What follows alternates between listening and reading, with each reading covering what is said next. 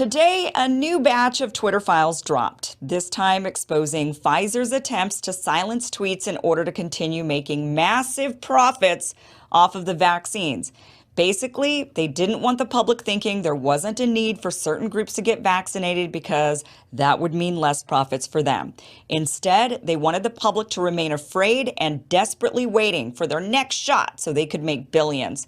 This time, the files were dropped by Alex Berenson. Now, Alex was a reporter for the New York Times who became one of the most targeted people for censorship during the pandemic because he was so against COVID narratives. He actually successfully sued Twitter over being banned from the platform, and he was reinstated after winning the suit. So this was before Elon took over. So now he's doing some of the Twitter file releases, it looks like, and he said that this is the first and we can expect more. So maybe he's the one in charge of the Fauci files that many of us are waiting for, but that's not what is today's drop. What is in this drop? Well, it's a short thread of only 4 tweets and a link to Alex's Substack where he explains in depth. But let's go over the tweets and what was discovered. Here's the thread. Here's the first tweet. You can see here, my first Twitter files report how Scott Gottlieb, a top Pfizer board member, used the same Twitter lobbyist as the White House to suppress debates on COVID vaccines, including from a fellow head of the FDA. Okay, so first, who is Scott Gottlieb? Well, Gottlieb was the former FDA commissioner from 2017 to 2019.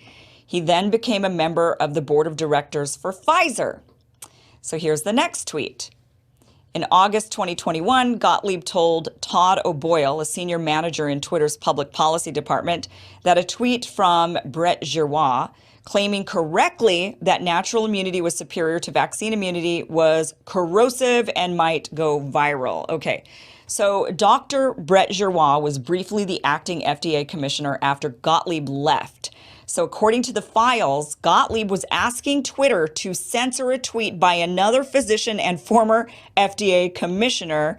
Here's the tweet from Dr. Giroir. He says, "It's now clear COVID-19 natural immunity is superior to vaccine immunity by a lot. There's no science justification for vax proof if a person had prior infection. CDC director Ann POTUS must follow the science. If no previous infection, get vaccinated." So interesting that this tweet even encourages people to get the vaccine, but that wasn't good enough for Gottlieb. Here's the email from Gottlieb to Twitter. It says, "This is the kind of stuff that's corrosive. He draws a sweeping conclusion off of a single retrospective study in Israel that hasn't been peer-reviewed.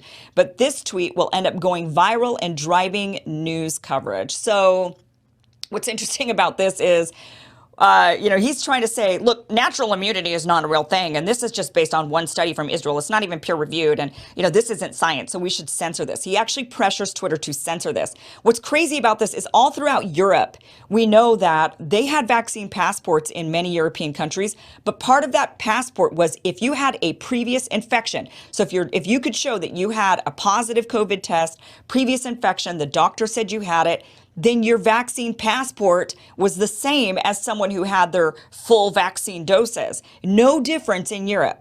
They were following the science. I mean, I'm totally against vaccine mandates in general, but if you're going to have them, you should be following the science. Scott Gottlieb, on the other hand, was going to Twitter, pressuring them, saying censor the FDA commissioner who was the commissioner after he was. So this is a top scientist, not somebody who he could call an anti-vaxxer or somebody who's not following the science. This is a guy that took over his job at the FDA. And he's saying, oh, this is going to go viral, so we have to do something about this tweet. And Twitter did. Twitter ended up putting a misinformation label on that tweet of a former FDA commissioner, a guy who worked for the WHO, a guy who's been, a big vaccine pusher. And even his tweet pushes vaccine, saying, if no previous infection, as you can see right there, get vaccinated. No previous infection, get vaccinated. So he's following the science there, but Gottlieb, it wasn't good enough for him. Now, here's the next tweet in the thread. He goes on to say, Gottlieb then went after a tweet about COVID's low risk to kids from Justin Hart. Pfizer would soon win the okay for mRNA shots for children, so keeping parents scared was crucial. Okay, so Justin Hart is an author who also has spoken out against the COVIDian machine. Here's the tweet that was offensive to Gottlieb. It says, "Sticks and stones may break my bones, but a viral pathogen with a child mortality rate of 0% has cost our children nearly 3 years of schooling."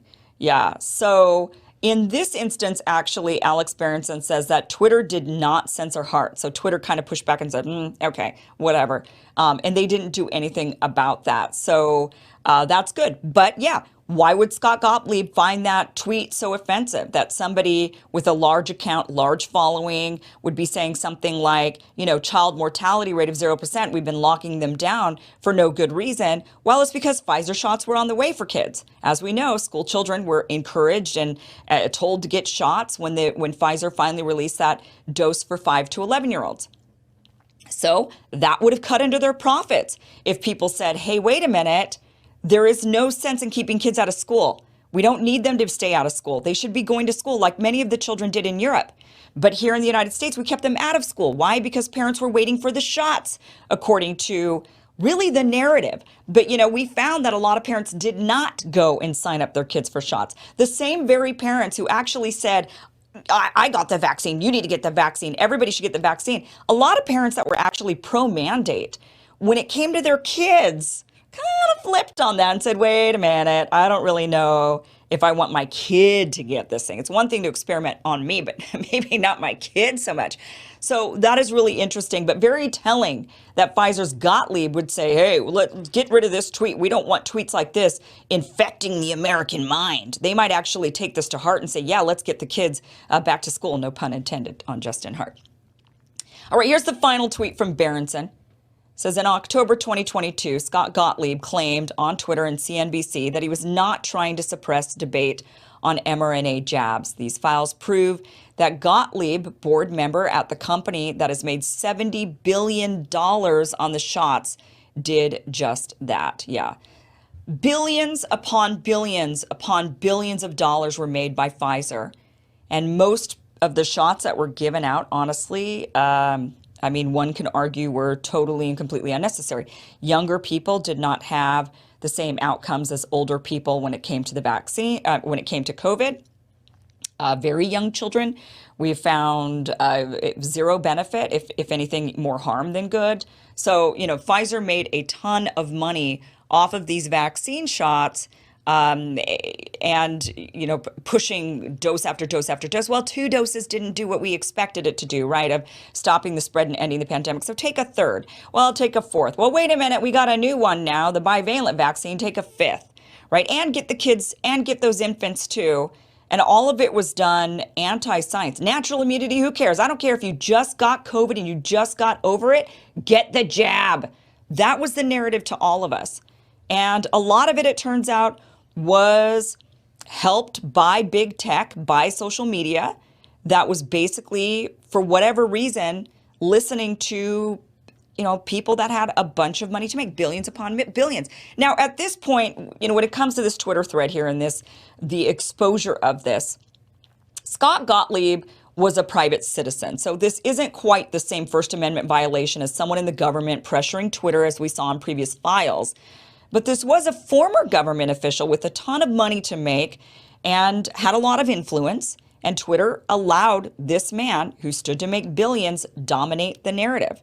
This once again proves the so-called conspiracy theorists correct, that the narrative was controlled by big pharma so they could make big profits.